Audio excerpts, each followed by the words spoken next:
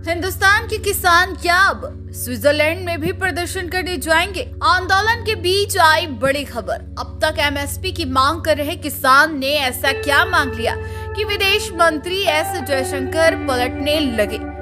किताब अमेरिका जैसे देशों की भी बड़ी चिंता। क्या किसानों के लिए सरकार पूरी दुनिया का कानून बदलवाने वाली है?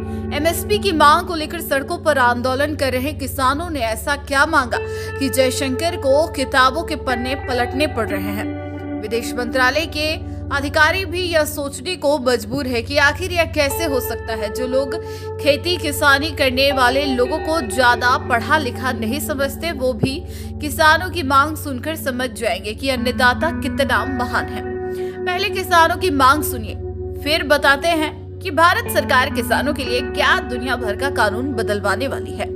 किसान नेता का कहना है कि साल 1995 से पहले भारत स्वतंत्र किसी नीति के हिसाब से चलता था, लेकिन WTO यानी वर्ल्ड ट्रेड ऑर्गेनाइजेशन सदस्य बनते ही चीजें बदल गई। ऐसे में जब तक किसी सेक्टर को WTO की नीतियों से बाहर नहीं निकाला जाता, किसानों की हालत नहीं सुधरने वाली। एमएसपी की गारंटी भी सरकारी वजह से नहीं दे पा रही है, इसलिए हमारी मांग है कि भारत WTO की सदस्यता छोड़ दे।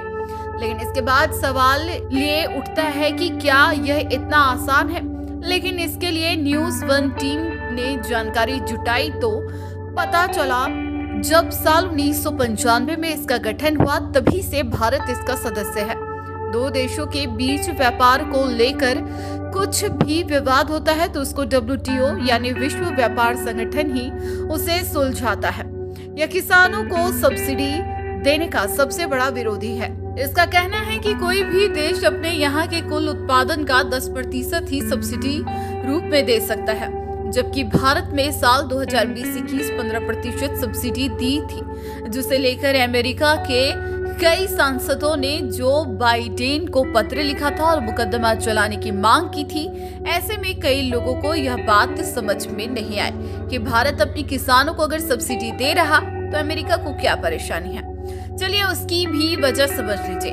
मान लीजिए किसी फसल की लागत 100 रुपए होती है, सरकार उस पर 30% सब्सिडी देती है, तो किसान उस फसल को 100 के बजाय 80 रुपए में ही बेचकर निकल जाएंगे।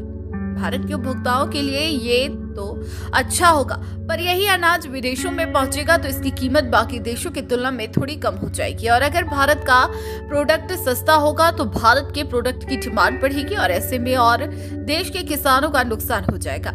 इसलिए विश्व व्यापार संगठन ने सब्सिडी वाला नियम बनाया, क्योंकि भारत शुरुआत से इसका सदस्य, तो इस ग्रुप से बाहर होना इतना आसान नहीं है। लेकिन सवाल है कि अगर सरकार ने किसानों की मांगें नहीं मानी तो क्या किसान अगली बार विश्व व्यापार संगठन के मुख्यालय स्विट्जरलैंड जाकर आंदोलन करेंगे, या फिर दुनिया भर का ध्यान अपने और खींचने के लिए यह मांगे रखी है?